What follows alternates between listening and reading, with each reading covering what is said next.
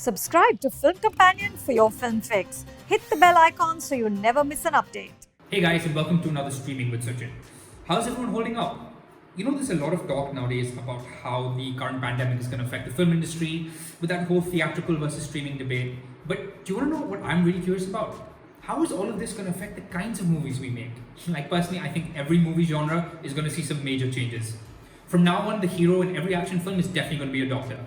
Feel-good movies are just going to be one character's movie to finding a supermarket without a queue. Falling in love on screen is going to be one man getting down on one knee, staring into his lover's eyes and opening up a tiny box with a tiny bottle of sanitizer inside. Horror films, those are just going to become like a montage of people like hugging and high-fiving and coughing, and it's like, oh. Superhero movies, those are going to be the ones where the main hero is the only dude not wearing a mask to conceal his identity. But Suchin's stupidity aside, let's talk streaming, shall we? We begin with Amazon Prime Video's new original series, Paatal Lok. Paatal Lok is created by the ridiculously talented Sudeep Sharma, known for writing films like NH10, Som Chiriya and Udta Punjab. It's also the first streaming project from Anushka Sharma's Clean Slate Films. Paatal Lok is another seedy crime drama which seems to have become the go-to genre for the big Indian tentpole streaming show, but you've never seen it done quite like this. It's one of the best shows to come out of the Indian streaming space. The story follows Hathiram Chaudhary, a washed-out Delhi police officer living in resentment. As he tells us moments into the first episode, in some places bursting with crime, being a police officer is a thankless job, and unless it's a fancy important person affected, nobody really cares about the victim, the crime, or the criminal. Luckily for him, that's exactly what happens. He finally gets his big break when he's put in charge of a high-profile investigation after the attempted murder of a prominent journalist played by Neeraj Kabi at the hands of 4 unknown figures. As the investigation unfolds, it becomes clear that all is not what it seems, and there's more here than meets the eye, as he uncovers an intricate web of deceit, corruption, and cover-ups. Basically, it's pretty much impossible to discuss this show in detail without giving away major spoilers, but challenge accepted. There aren't many filmmakers who explore dark, depraved figures quite like Sudeep Sharma. He has this knack for exploring the worst of mankind, but also humanizing them. So outside of all the truly gut-wrenching violence, the locations, the casting, the dialogue, and the dialects all scream of the kind of authenticity and attention to detail and research we so rarely see on screen. As the investigation deepens, we find out more about the 4 accused and their histories. And through their story, the show tells us the story of us and the state of the country today. We see how violence and oppression breeds more criminals and more violence. We see casteism and classism, communal hate, sexual violence, and fake news. But it isn't forced, and this is by no means a tick box exercise at exploring social issues. It's organic and real and told through characters who feel like they exist in the real world. Sudeep and his team of writers, along with directors Prosit Roy and Avinash Arun, give us rich, layered storytelling that seeks to challenge and make us introspect. This isn't just about the central investigation, though that is very well crafted and full of twists and turns. It's about what it says through that investigation and what unfolds in the background.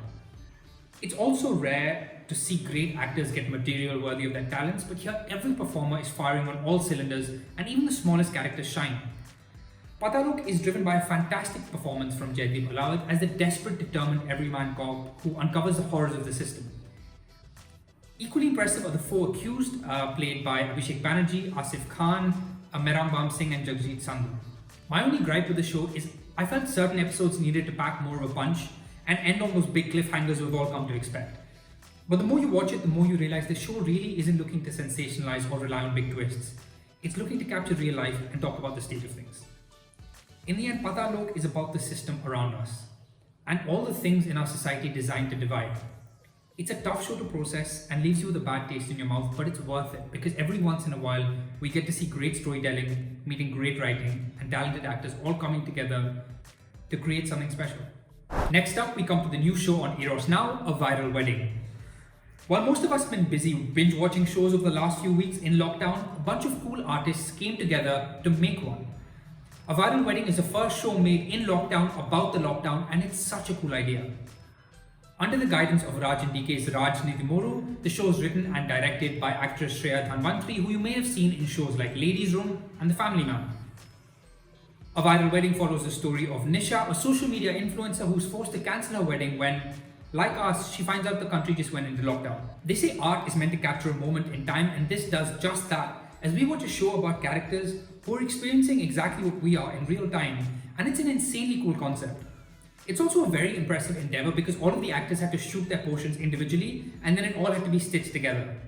The big achievement here is that they pulled it off and they proved that you can in fact make an entirely homemade web series. As you'd expect, the series unfolds through Zoom and Skype and phone calls, and despite all the obvious constraints, it's well executed and never jarring. And yet, the show is packaged and presented as a comedy, but the writing feels lifeless and lacks humor and energy. Also gets really dramatic at times and just takes itself far too seriously.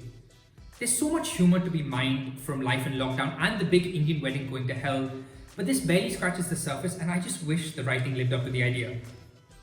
Also, there are times it gets weirdly preachy as you see characters break off into these long monologues about washing your hands and the importance of social distancing, and you're like, huh? The last thing I expected from an innovative web series such as this is forced lecturing. Still, at 8 episodes of less than 10 minutes each, A Viral Wedding is a harmless, breezy watch with a strong cast. My favourite character was Imtiaz, the hilariously over-the-top wedding planner played by Abhishek Banerjee. He's a perfect example of exactly what the show needed more of. In the end, A Viral Wedding does feel like a missed opportunity and I do wish it was more enjoyable, but it's still a great achievement and I hope we see more shows like it. Next up, we come to comedy legend Jerry Seinfeld's new Netflix special, 23 Hours to Kill. Now, I'm not quite sure what 23 Hours to Kill means, but I can tell you this is a great way to kill an hour. This is the first comedy special I've seen of Seinfeld, but I can tell you at 65, this dude has still got it, dishing out exactly what he's known for with his clean, accessible, hyper-relatable material. 23 Hours to Kill is a fun, comfortable watch which felt like kind of a throwback to old-school no-frills comedy. Seinfeld isn't trying to be particularly profound or thought-provoking like a lot of comedy these days. He's sticking to what he knows best, as a lovably angry man ranting about everything that annoys him in the world, from technology to marriage to the US Postal Service. Most of these are done-to-death topics, so if you're looking for layered, edgy comedy, this probably isn't for you. This is more of a pleasant comfort watch that takes you back to a simpler time of punchlines and just poking fun at human behavior, and I think we could all really use some of that these days. Also still to come from the month are 2 new Netflix specials from comedy legends Hannah Gadsby and Patton Oswalt. Before I go, a quick mention from me of one of the most special things I've watched this year in Alice Wu's The Half of It on Netflix. It's a coming-of-age high school rom-com, and I know that sounds so standard and so conventional, but trust me when I say you haven't seen it done quite like this. It's sensitive and delicate and wonderful, and just washes over you in the best way. For a movie to be made in this day and age about love that still has something new to say is nothing short of a triumph. The half of it is sad and lonely and hopeful, and I just didn't want it to end. That's all from me this time, guys. Hope to see you guys soon. Happy streaming!